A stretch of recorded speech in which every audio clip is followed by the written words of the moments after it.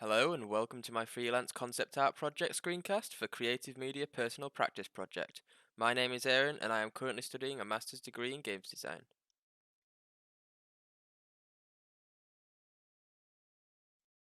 As a concept artist, I wanted to experience freelancing and providing a service for a customer. For the project, I wanted to get commissioned work from one or more strangers who have seen my work online and wanted me to develop artwork for their personal use. I feel like having someone I don't know commission work is better as it will provide me with an unbiased opinion on my art. With this project, I aim to enhance my skills and creativity when it comes to design and the techniques I use to create digital artwork and specific art styles. The work will later be used in my portfolio to allow for a more diverse collection of artwork for people to view and in return gain me more commissions. Throughout this project, I will also better understand the workflow and processes taken between me and the customer to create the artwork to the customer's liking. I will also gain experience in this work environment which I can later use in future projects.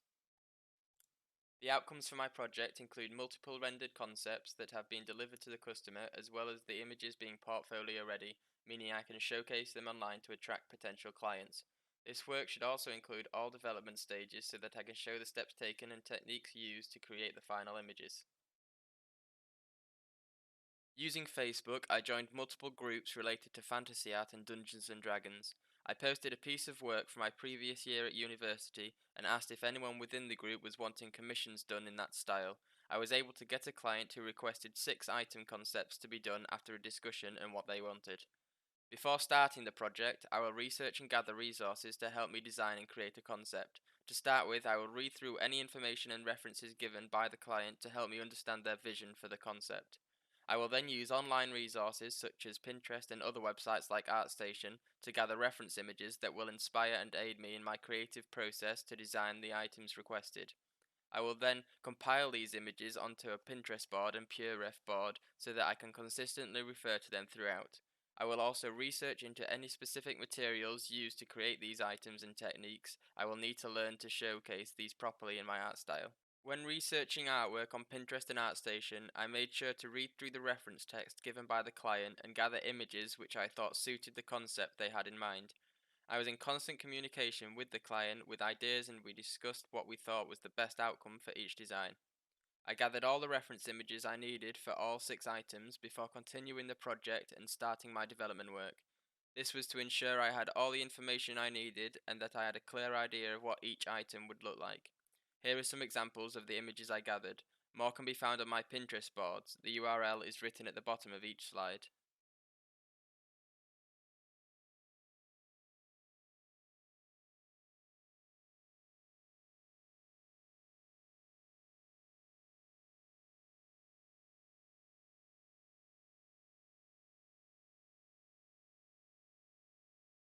I then chose my first item and began thumbnailing ideas for shapes before moving on to the iteration of my first design. The idea for Pridewen was to have a bulky metal gauntlet that would produce a magic shield when activated. These are the silhouettes I developed to help give me a basic idea of shapes. The next stage was to create my first design that I could show to the customer. This is what I produced. After gaining feedback from the client, they liked the overall design and thought it was heading in the direction they wanted. A few changes were asked to be made, such as extending the bottom of the gauntlet more towards the knuckles, as well as extending the top more towards the shoulder. This is the second iteration of my design. The client liked the new changes added, however wanted the pauldron at the shoulder to be more bulky and look less flat. After the requested changes, this is the final stage of my Pridewin concept. The client was happy with the current design and was happy for me to continue by starting to add colour. These are the colour options I created and sent to the client. The client liked a combination between the first and third colour scheme. After discussion, they wanted the blue crest shown on the first design, as well as the colour scheme of the hand on the third design. They also wanted blue gems and asked whether I could make the silver metal have a blue tint. After a short period of time, I looked at my current progress with my rendering and decided that it didn't look right. I didn't like the rendering style I was using and decided to change the Photoshop brushes I was using as they weren't producing the right aesthetic. I thought it was too plain and needed more texture and contrast in the metals, which led me to practice and research more into material studies to help me create a better rendering style. After more practice, this is what I produced. I was happy with the outcome and sent it to the client to gain their feedback. The client loved the design and rendering and wanted me to just add a tattoo onto the arm that they had, which was a simple lightning bolt. This is the final outcome of the product after I added the simple tattoo. The next item I created was the Promethean rod. Here is the first iteration of the design. The Promethean rod is a magical staff made of metal and has a ball of miasma at the top. I showed this to the client and they liked the current design. They asked for some changes such as extending the handle of the staff, making the miasma sphere dark instead of white, and create some floating runes that would orbit the sphere. After some quick changes, this is what I sent back to the client. They liked the changes I had made, however wanted the runes to be of Nordic alphabet and expand more around the sphere. This is the final iteration of the design which the client was happy with and wanted me to proceed with the rendering process. The client wanted the miasma sphere to be dark blue and continue the colour scheme throughout the metal parts of the staff. They preferred the left design as they liked the darker blue metal rather than the lighter blue on the right design. Here is the final outcome of the design after the rendering process was complete. The client really liked the design and didn't ask for any more changes before I moved on to the next item. The last item I created so far was the tarot pouch.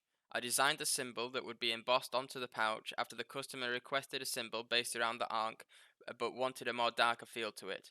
I then designed the pouch and used layering filters to create a leather texture over the top. To emboss the symbol onto the top of the pouch, I used the bevel and emboss feature on that layer and played with some of the customization options until it turned out correct.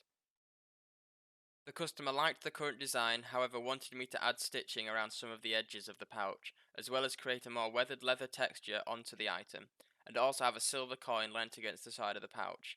This is what it looked like after the changes were made. After showing the client these changes, they liked what I had done but wanted the coin to be smaller and for me to add a design onto the front of it so it would look less common. This is the result after the changes. The last thing they requested to be changed was to add a clasp onto the front of the pouch so that it could be locked and unlocked if needed. This is the final iteration of my design, which the client was happy with. Here is a closer look at my first item, Pridewin. Overall, I am happy with this design and it was fun to make while also helping me learn and refine some techniques used in creating it.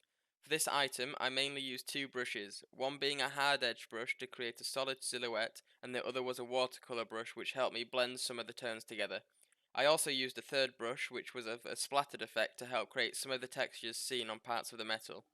If I were to change something about this image were I to create it again, I would try create a smoother blending effect in some areas to make it look more seamless.